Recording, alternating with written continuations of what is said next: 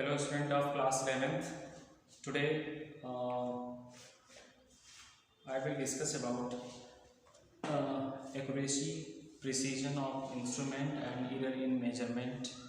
Okay, तो friends आज का हमारा विषय है एक्यूरेसी मीन्स शुद्धता, precision of instrument and error in measurement. Okay, so you know that measurement is the foundation of all experimental science and technology. The result of every measurement by any measuring instrument contains some uncertainty. This uncertainty is called error. Every calculated quantity which is based on measured value also has an error. We shall distinguish between two terms, accuracy and precision. Okay.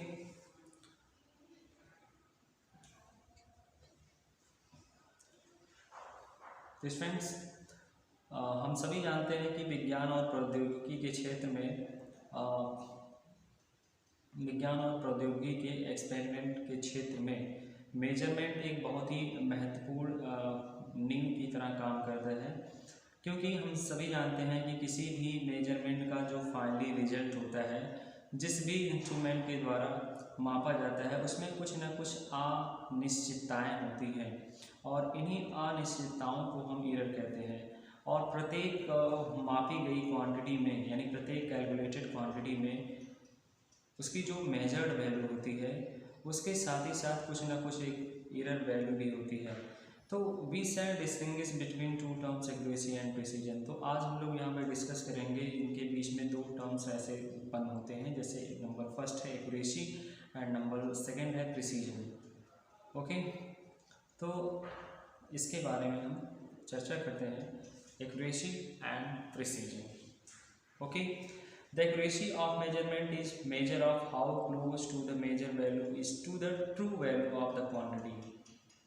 तो friends, किसी भी माप की major की गई जो value होती है उसकी शुद्धता हमें ये बतलाती है कि उस मापी गई क्वांटिटी की सही वैल्यू लगभग कितने के करीब में है।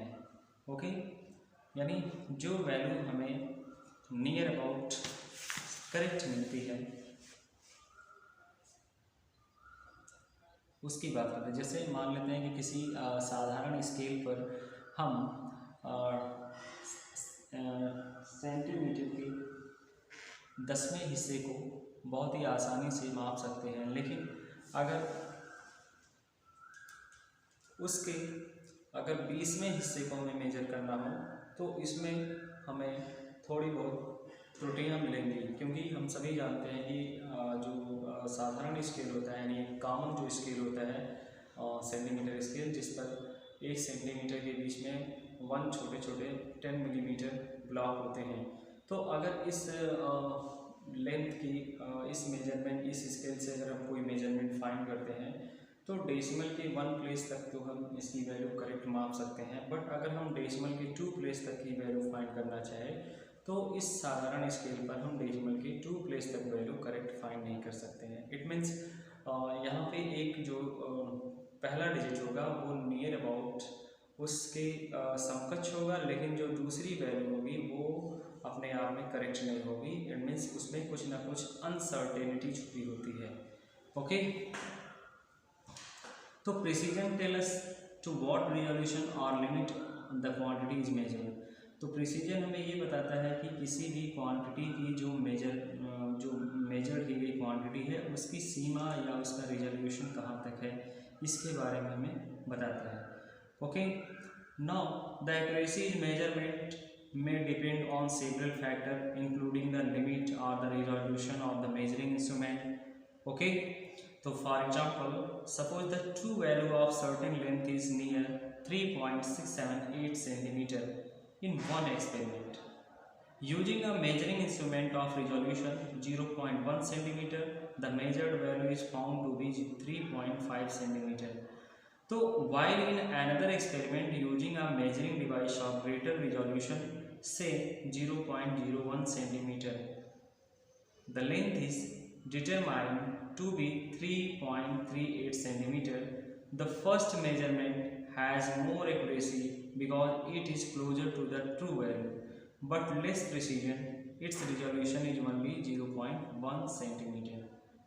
While the second measurement is less accurate but more precise, thus every measurement is approximate due to error in measurement. In general, the errors in measurement can be broadly classified as systematic error and random error. Okay, तो students किसी भी मापन की जो शुद्धता होती है वो कई फैक्टर, उसके कई फैक्टर पे डिपेंड होती है, वो कई फैक्टर पे डिपेंड होती है, यहाँ तक कि उसमें लिमिट और उसकी रिजोल्यूशन भी शामिल है। एग्जाम्पल के लिए जैसे अगर हम मान लेते हैं किसी निश्चित लंबाई को डेसिमल के 3 प्लेस तक मापा गया है, तो मान लेते हैं कि एक एक्सपेरिमेंट में किसी निश्चित दूरी की लंबाई को, किसी दूरी की लेंथ को लगभग 3.678 सेंटीमीटर नापा गया है। Now using a measuring instrument of resolution 0.1 centimeter, the measured value is found to be 3.5 centimeter.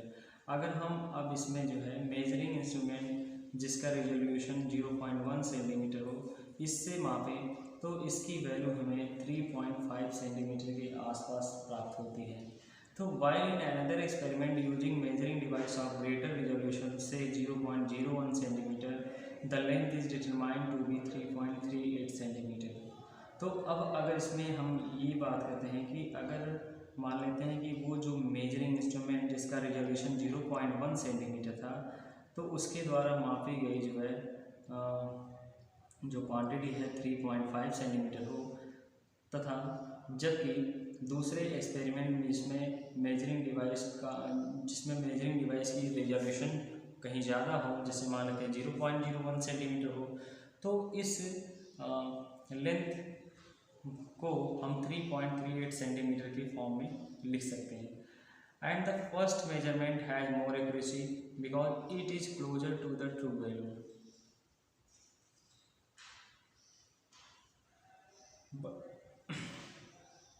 But less precision, its resolution is only 0.1 centimetre. तो स्टूडेंट्स अगर हम पहले मेजरमेंट की बात करें तो पहले मेजरमेंट में ज़्यादा शुद्धता आई है, क्योंकि यह जो वैल्यू है वो लगभग सही वैल्यू के करीब में है। बट अगर हम प्रिसीजन की बात करते हैं तो इसका रेजोल्यूशन केवल 0.1 सेंटीमीटर होता है, जबकि दूसरी मेजरमेंट में इसकी जो शुद्धता है वो पहले से कहीं कम होती है, परंतु इसका जो प्रिसाइज होता है वो पहले से कहीं ज़्यादा होता है। तो thus every measurement is approximate due to error in measurement. तो इसलिए हम कह सकते हैं कि प्रत्येक मेजरमेंट में जो है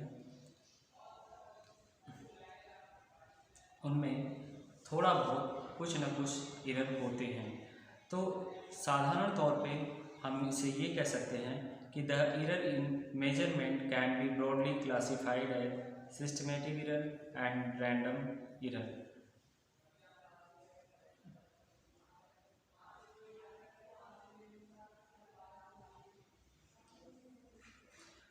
Next, we will talk about systematic error and then personal error and then random error. So now the systematic error, those error that tend to be in one direction, either positive or negative. Some of the sources of systematic error are instrumental error, imperfection in experimental technique of procedure, and number C, personal error. Okay, तो student systematic errors की बात अगर हम करते हैं तो systematic errors वो error होते हैं जो एक ही दिशा में, जैसे कि या तो पॉजिटिव होते हैं या फिर नेगेटिव होते हैं। ओके, तो आइए देखते हैं कि सिस्टमेटिक एरर्स के यहाँ पे कुछ सोर्सेज हैं, कुछ एग्जांपल हैं। Number A, instrumental error that arise from the errors due to imperfect design on calibration.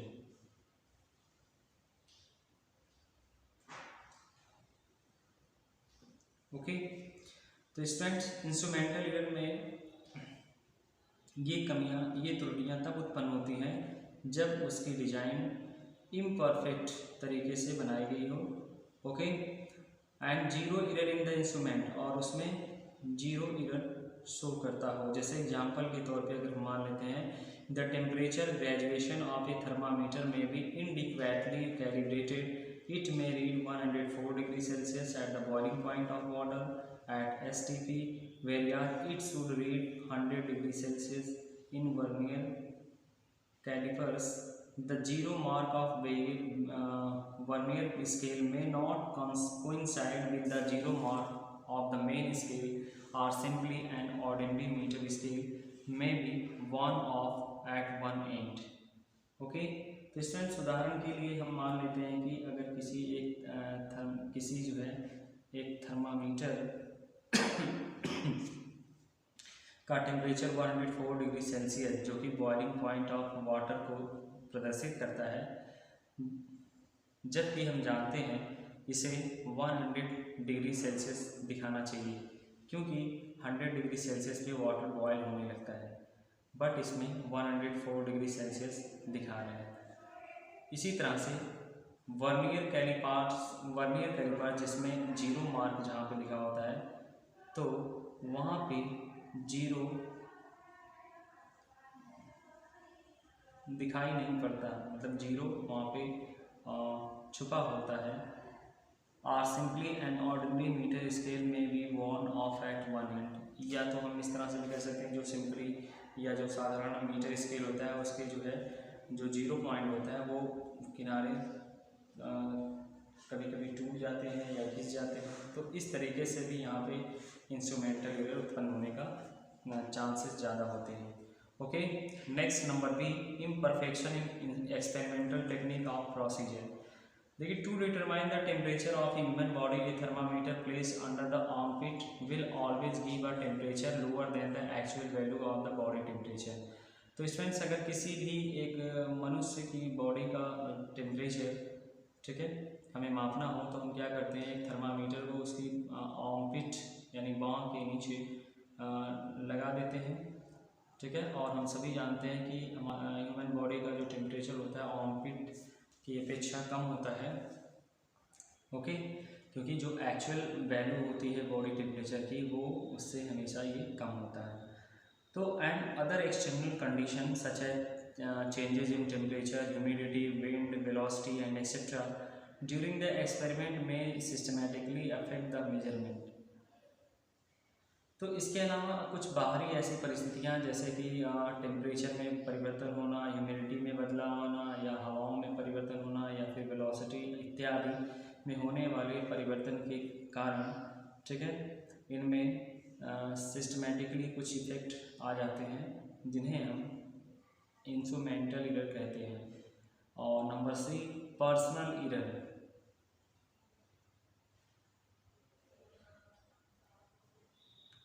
Okay, personal error that arise due to an individual bias, lack of proper setting of the apparatus or individual carelessness in taking observation without observing proper precaution।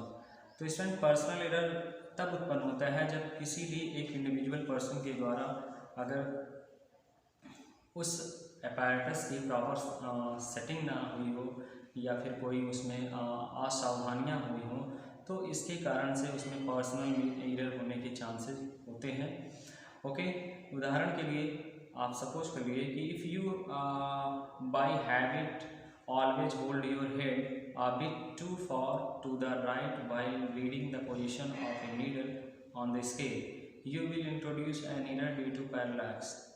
Okay, तो उदाहरण के लिए मान लेते हैं कि आप जो है अपने आदतन कोई भी अपने एक सर को पकड़ते हैं अपने उंगली की सहायता से, तो जब आप पढ़ने की पोजीशन में बैठते हैं तो आपका जो मिडल पार्ट होता है, ओके, तो you will introduce an error due to parallax. तो यहाँ पे आपको एक पैरालैक्स एरर यानी पैरालैक्स के कारण एक त्रुटि उत्पन्न होती है। Okay, now systematic error can be minimised by improving experimental technique, selecting better instrument and removing personal bias as far as possible. तो स्टूडेंट, जो सिस्टमैटिक एरर होते हैं उन्हें हम कम कर सकते हैं अपने जो एक्सपेरिमेंटल टेक्निक्स हैं उनमें संशोधन करके, या फिर हमें इससे बेहतर इंस्ट्रूमेंट का अगर सिलेक्शन करना पड़े तो उससे भी हम इन जो सिस्टमेटिक एरर इनको दूर कर सकते हैं। ठीक है, एग्जाम्पल के लिए मान लीजिए for a given setup these error may be estimated to a certain extent and the necessary correction may be appear to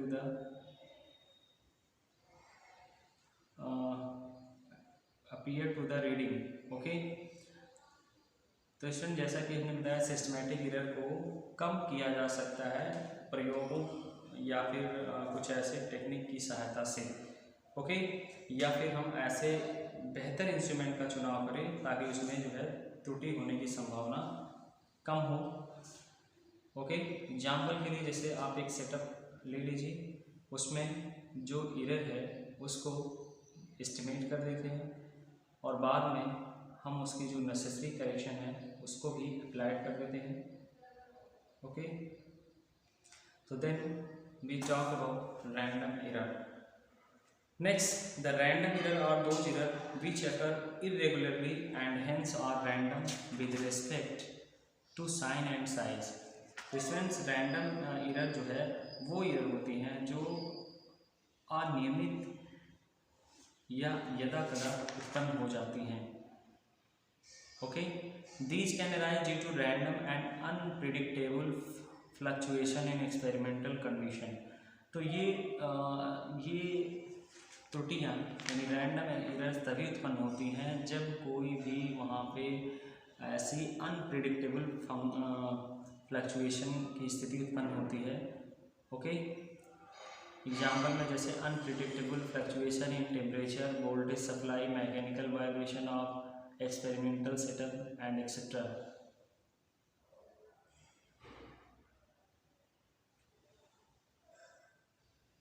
okay, तो नेक्स्ट,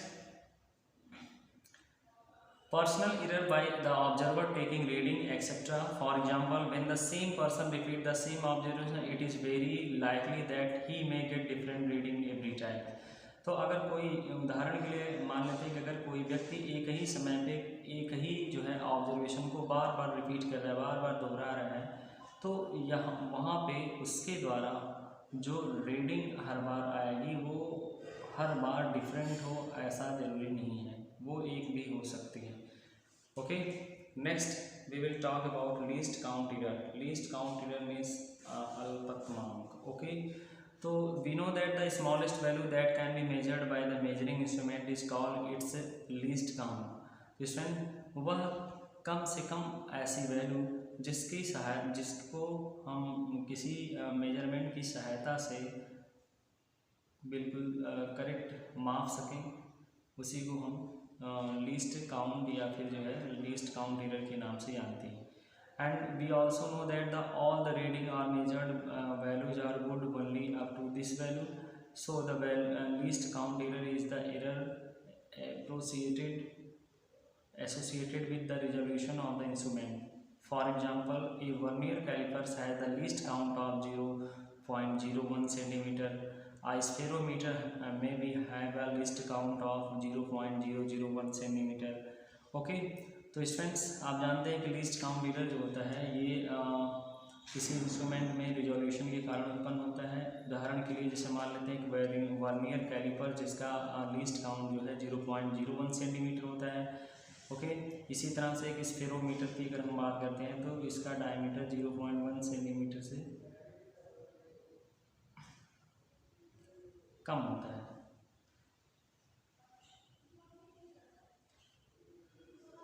ओके स्टूडेंट्स,